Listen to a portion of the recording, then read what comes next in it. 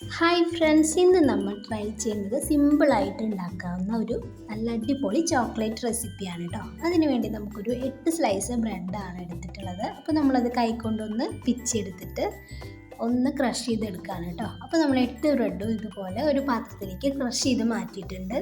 ഇനി നമുക്ക് അതേ ജാറിലേക്ക് തന്നെ തേങ്ങ ഇട്ട് കൊടുക്കാം. അതായത് 1/4 കപ്പ് തേങ്ങയാണ് കേട്ടോ. ഇത് നമുക്കൊന്ന് ക്രഷ് ചെയ്തെടുക്കണം. ഒത്തിരി അരഞ്ഞു പോകരുത് കേട്ടോ, ജസ്റ്റ് ഒന്ന് ക്രഷ് ചെയ്തെടുത്താൽ മതി.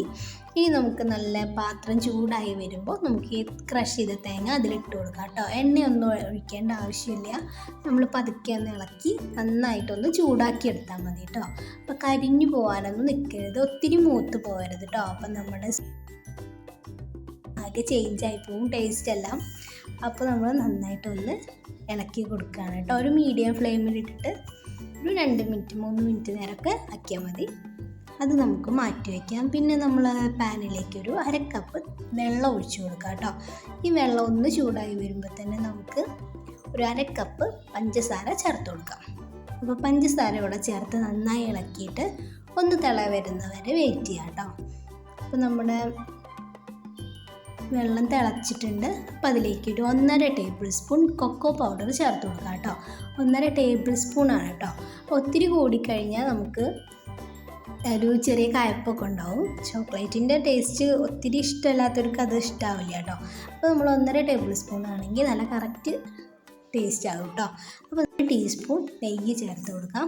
അതിലേക്ക് നമ്മൾ തേങ്ങ കൂടെ ചേർത്തിട്ടുണ്ട് കേട്ടോ. അപ്പോൾ മുഴുവൻ തേങ്ങ ഇട്ട് കൊടുക്കണ്ട, കുറച്ച് തേങ്ങ നമ്മൾ മാറ്റി വെക്കണം കേട്ടോ.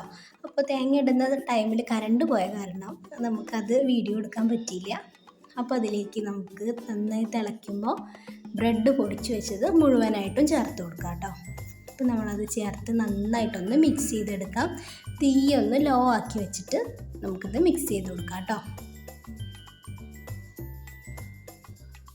അപ്പോൾ നമ്മളൊരു ചപ്പാത്തിയൊക്കെ ഉണ്ടാക്കുന്ന മാവിൻ്റെ പോലെ നല്ലൊരു തിക്കായി വരുന്നവരെ നമുക്കിതൊന്ന് ഇളക്കി കൊടുക്കണം. അപ്പോൾ ഇതെല്ലാം നന്നായി മിക്സ് ആയിട്ടുണ്ട് കേട്ടോ. അപ്പോൾ ചെറിയ ചൂടോട് കൂട്ടി നമുക്ക് ഇത് ഷേപ്പാക്കി എടുക്കാം. നിങ്ങൾക്കിത് കുഞ്ഞു കുഞ്ഞു ബോൾസ് ആക്കാം കേട്ടോ. ഒത്തിരി വലിയ ബോൾസ് ആക്കണമെന്നില്ല. നിങ്ങൾക്കൊരു നെല്ലിക്കയുടെ വലുപ്പമുള്ള അത്രയും ബോൾസ് ആക്കുകയാണെങ്കിൽ നമുക്കൊരു 10 എണ്ണം വരെ ഉണ്ടാക്കാം കേട്ടോ. ഈ സൈസിൽ ഉണ്ടാക്കുകയാണെങ്കിൽ അപ്പോൾ ഇതുപോലെ നമ്മൾ കുഞ്ഞു കുഞ്ഞു ബോൾസ് ആക്കി എടുത്തിട്ടുണ്ട്. അപ്പോൾ നിങ്ങൾക്ക് എൻ്റെ റെസിപ്പീസ് ഇഷ്ടമാകുന്നുണ്ടെങ്കിൽ ചാനൽ സബ്സ്ക്രൈബ് ചെയ്യാൻ മറക്കരുത് കേട്ടോ. അപ്പോൾ ഇതുപോലെ നമ്മളെല്ലാതും ബോൾസ് ആക്കി എടുക്കുകയാണ്. അതിനുശേഷം നമ്മൾ മാറ്റി വെച്ചിട്ടുള്ള നാളികേരത്തിലേക്ക് നമ്മളിതൊന്ന് റോൾ ചെയ്തെടുക്കുകയാണ് കേട്ടോ. അപ്പോൾ ഇപ്പോൾ കാണാനും നല്ല ഭംഗിയുണ്ടായിരുന്നു, കഴിക്കാനും ഒത്തിരി ടേസ്റ്റാണ് കേട്ടോ. നിങ്ങൾക്ക് റെസിപ്പീസ് ഇഷ്ടമാകുന്നുണ്ടെങ്കിൽ കമൻറ്റ് ചെയ്യാൻ മറക്കരുത് കേട്ടോ. എല്ലാവരും ഇത് ട്രൈ ചെയ്ത് നോക്കണം. പ്രത്യേകിച്ച് കുട്ടികൾക്ക് ഇത് ഒത്തിരി ഇഷ്ടമാവും കേട്ടോ. നിങ്ങളുടെ ഫ്രണ്ട്സിനൊക്കെ നിങ്ങൾക്ക് ഗിഫ്റ്റ് ചെയ്യാനും ഒക്കെ പറ്റും. അപ്പോൾ നിങ്ങളിത് എന്തായാലും ഒന്ന് ട്രൈ ചെയ്ത് നോക്കണം കേട്ടോ. Thank you.